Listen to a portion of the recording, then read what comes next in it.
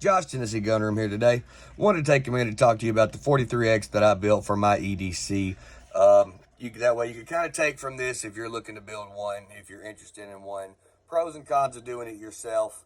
So we'll jump into it. First off, the gun is completely empty and unloaded. There's no rounds in the chamber, no magazine even here. So with that being said, what I did was I ordered the frame, Glock 43X frame from Glock, ordered a Glock 43X lower parts kit. And then I just kind of built everything what I thought would work best for me in my situation. This was also my first time doing stippling on a gun. I was going to send it in to a company. I looked at a couple different ones, and then I decided, you know what, I'm building this whole gun myself. I want to do the whole thing myself. And it did turn out pretty decent for a first time. It was altogether, took me about 6 hours, I guess, to do this stippling. So we'll just jump into it here. The slide I got from Hayward Streams, they did it just completely came as a complete slide. Window cut's already done in it. They have different options of what you want in a slide. I wanted one that was optic cut, which they have them that are not optic cut, one that come with one of the sights, ones that don't come with sights. It's, pretty much customizable there with how you want to do it.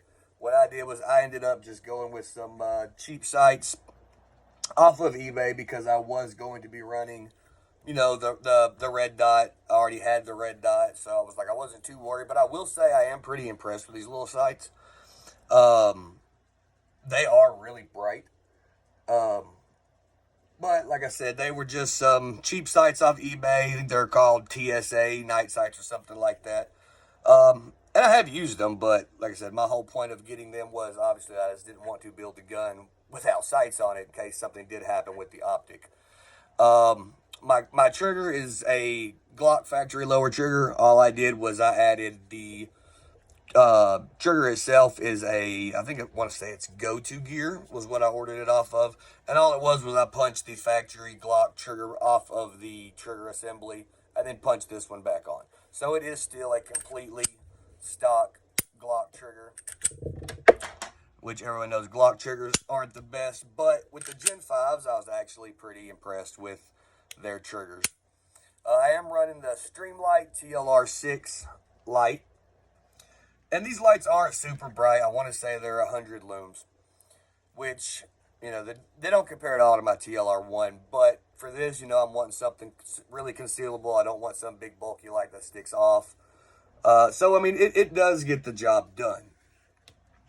I am running a 13-pound tungsten recoil spring. It did take it a minute to break in. I was having a couple feeding issues for the first probably 20 rounds. I think I had 2 that were failure to feeds. And then once everything got broken in, it runs great now. Now, that is another thing that I wanted to say about the slide, was it took it a while to break it in. I guess you just call it like a really heavy overspray on the coating. Everything was really heavy. Pushing the sights on was damn near impossible. Putting my optic on was really tough. And then, when you were just racking it through, like it was sticking on the barrel. But after, I would say probably 50, 60 rounds of just running the gun, all that cleaned off.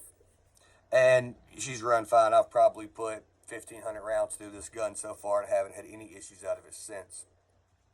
I am running the Shield Arms S15 mags. This one has the +5 extension on it. So that gives me 20 rounds in this little guy in a really small package. That's 20 rounds of 9mm in a really small package. Now, I do also have 2 of the S15 flush mags, and obviously those are 15-round magazines. And I am running the Shield Arms Magwell. And I will say it adds just enough to cut my finger in it right there. And I'm running the Shield Arms mag release. If you're not familiar with the S15 mags versus the Glock mags, the S15 mags are metal mags. So if you run those metal mags on a factory Glock mag release, eventually what's going to happen is the lip in this is going to cut into your mag release. So, and then eventually, obviously, your mags just won't seat properly. So Shield Arms does make a metal mag release as well to go with their metal mags. I will say the Glock factory mags for this are 10 rounds, which to me just doesn't cut it. What I'm running on this is I am running the J-Point optic.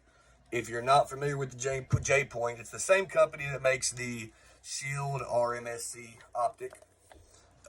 This, to my understanding, was the first go around they did of the Shield optic. That may not be true, but that's what I was told. It is an 8 MOA, which is really big, honestly, for a MOA dot. It does adjust brightness in darkness. You know, it'll get brighter and darker as you enter the light, go out at nighttime, come into your house after being outside.